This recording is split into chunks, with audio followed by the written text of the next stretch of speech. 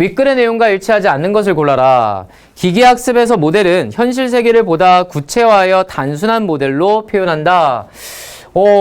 자, 구체화 X 치면 될 것 같습니다. 아까 시작할 때 말씀을 드렸지만 기계학습을 통해서 만들어진 모델은 추상화나 일반화하는 모델을 만들어내는 거예요. 그러니까 구체화와 반대되는 개념으로 이해를 하셔야 되는 것이 맞겠죠. 자, 두 번째. 기계학습은 학습을 통해 컴퓨터가 데이터의 규칙을 얻어내도록 하는 것이다 라고 했고요. 당연히 맞는 얘기입니다. 첫 번째 문단에 보시면 학습을 통해서 컴퓨터가 데이터의 규칙을 스스로 얻어내는 것이다 라고 나와 있었습니다. 자, 3번은 기계학습은 입력에 해당하는 정답이 없는 데이터에 대해서도 활용할 수 있다. 자, 아까 비지도 학습 같은 경우에는 입력에 해당하는 바람직한 출력값이 명시적으로 나타나지 않는다 그랬어요. 자, 그렇기 때문에 이런 경우에도 활용이 될 수가 있습니다. 자, 4번. 기계학습의 학습 방법은 알고리즘과 데이터를 입력하는 형태에 따라 구분할 수 있다. 자, 아까 분류 기준이 뭐라 그랬어요? 지도학습, 비지도학습, 강화학습의 분류 기준은 알고리즘과 데이터의 입력 방식이 다른 것이다 라고 얘기를 했어요. 자, 그래서 그걸 통해서 확인할 수 있고요. 자, 5번은 기계학습에서 일반화 능력이 떨어지는 모델은 처음 보는 입력에 잘못된 결과를 낼 수 있다. 자, 일반화 능력이 떨어지는 것은 두 가지의 케이스가 있다라고 얘기를 했었고, 자, 그래서 이 두 가지의 케이스, 너무 부족하거나 또는 너무 과하거나 했을 때 일반화 능력이 떨어진다라고 했죠. 자, 그래서 과소접합은 새로운 입력값이 잘못된 결과를 낼 수도 있습니다. 그래서 얘도 맞는 말로 볼 수 있겠습니다. 자, 2번 문제 가겠습니다. 자, 2번 문제는 윗글의 A는 KNN, B는 K평균이 되겠습니다. 자, 그래서 A는 뭐의 대표적인 알고리즘이에요? 지도학습의 알고리즘이고, B 같은 경우는 비지도학습의 알고리즘이 되겠죠? 보인 반응으로 적절하지 않은 걸 고르래요. 자, 1번. A는 패턴 범주가 두 종류일 때 K값이 홀수여야 데이터의 범주 판단이 용이하다. 당연한 얘기죠. 자, 아까 여러분들 그림을 보셨긴 하셨지만 삼각형과 사각형이 일정한 거리 비중에서 같은 위치에 짝수로 놓여진다. 그러면 자, 고양이 두 개, 개 두 개 이렇게 했으면 개인지 고양인지 어떻게 알아요? 그쵸? 그러니까 홀수로 놓여져야 한다는 뜻입니다. 삼각형, 사각형 중 선택이 필요하기 때문에 그렇다는 뜻이에요. 자, 2번 보겠습니다. A는 그림에서 K를 5로 설정할 경우에 A를 사각형의 범주에 속할 가능성이 높다고 판단하겠다. 자, 그림으로 여러분들 다시 돌아가 볼까? 그림으로 다시 돌아가 볼까요?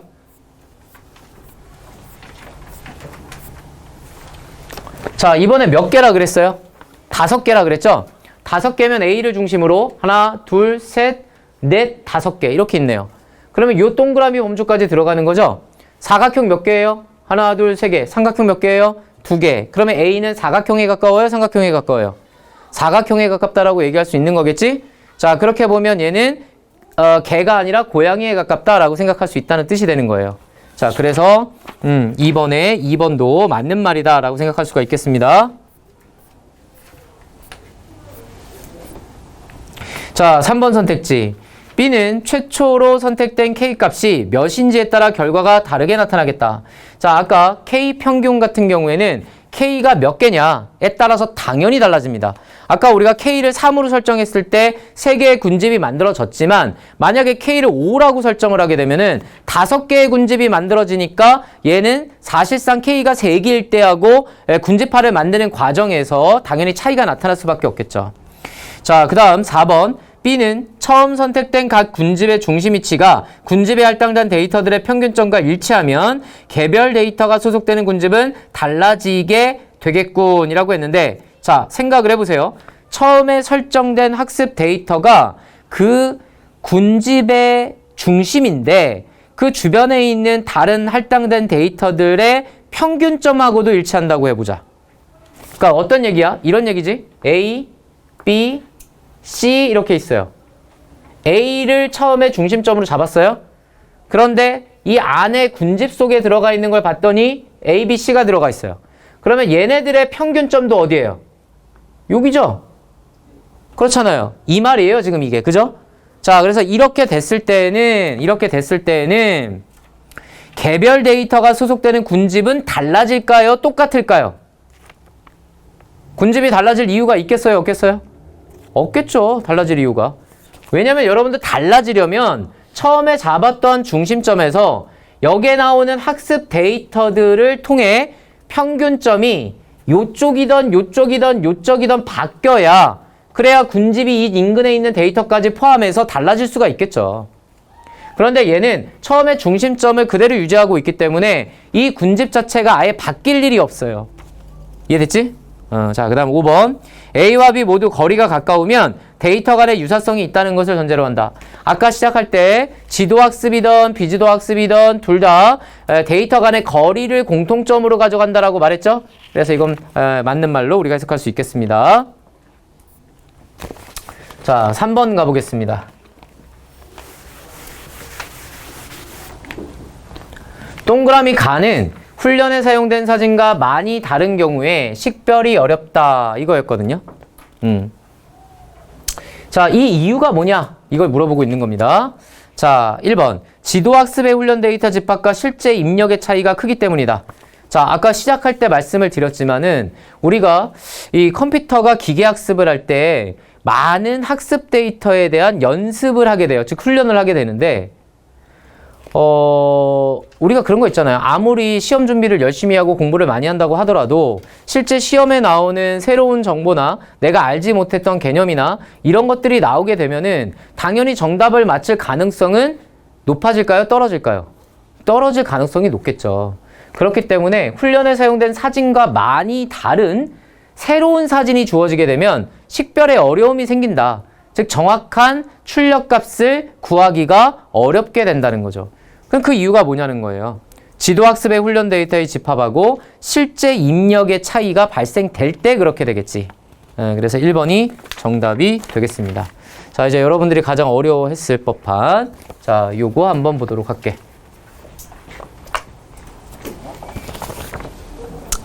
근데 이것도 잘 보면 그렇게 어렵진 않아. 자, 일단 보기 정리를 잘 해보겠습니다. 자, 이 문제 좀 빡세. 그러니까 여러분들 잘 정리해봐. 갑국 남자들의 몸무게에 따른 키를 조사했답니다. 자, 그래서 X축은 몸무게예요.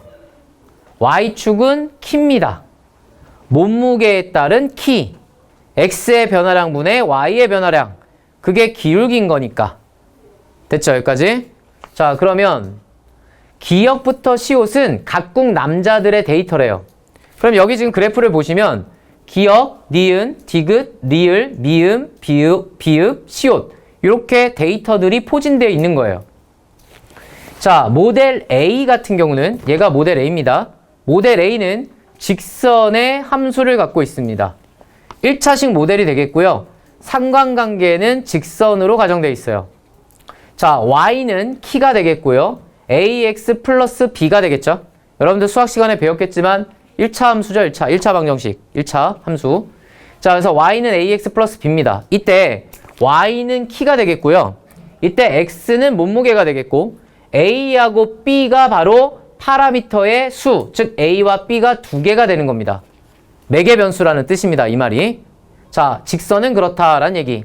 자, 모델 B 같은 경우를 보시면 모델 B는 요렇게 점선으로 되어져 있어요.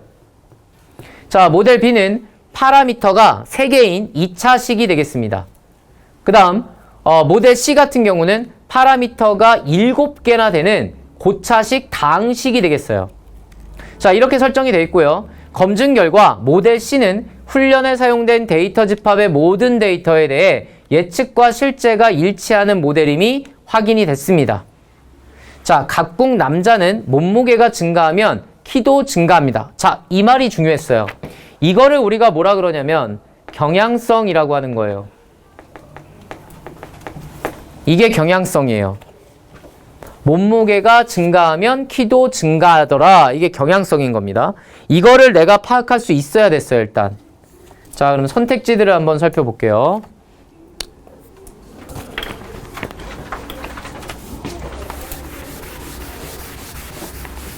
자, 이 그림을 띄워놓고 봐야 되는데 지금 이게 그림이 너무 커가지고. 자, 1번. 모델 A는 일부 훈련 데이터의 특성만을 반영하고 있다는 점에서 끊어봅니다. 일부 훈련 데이터의 특성인지 한번 볼까요? 모델 A의 그래프상에 맞닿고 있는 데이터는 뭐가 있습니까? 자, 다시 보세요, 빨리. 직선에서 여러분들 맞닿고 있는 데이터가 뭐가 있어요? 기억하고 리을이 있죠. 기억 리을 맞아요? 기억 리을이 있습니다. 자, 그러면 여기 나와 있는 총 데이터를 모두 다 반영하고 있어요? 두 개만 반영하고 있어요? 두 개만 반영하고 있으니까 일부 훈련 데이터의 특성만을 반영하고 있다라는 말 맞네요. 그죠? 그리고 훈련 데이터의 집합에 최적화된 모델은 아니다. 자, 훈련 자체가 너무 적어요. 데이터가 두 개밖에 안 된다고요. 쉽게 말해서 시험 공부를 너무 안 했어요. 그러니까 뭐예요? 최적화된 모델이라고 얘기할 수 없다는 거죠. 약간 과소접합 같은 것으로 생각해 볼 수 있다는 뜻입니다. 그쵸? 자, 그 다음 2번. 모델 C는 훈련 데이터 기억부터 시옷에 대한 출력은 정확하지만, 자, C 한번 보세요. C를 보면 기억, 니은, 디귿, 리을, 미음, 비읍, 시옷이 모두 다 맞닿아 있죠. 그쵸? 그렇다면 이 7개에 해당하는 모든 데이터를 다 학습했다는 뜻이 됩니다. 그러니까 정확도는 높아질 수 있겠죠. 새로운 몸무게 데이터에 대한 키 예측이 정확하지 않을 수 있겠다. 자, 새로운 몸무게 데이터에 대한 키 예측이 정확하지 않다 묶어주세요. 자, 이걸 다르게 말해볼게요.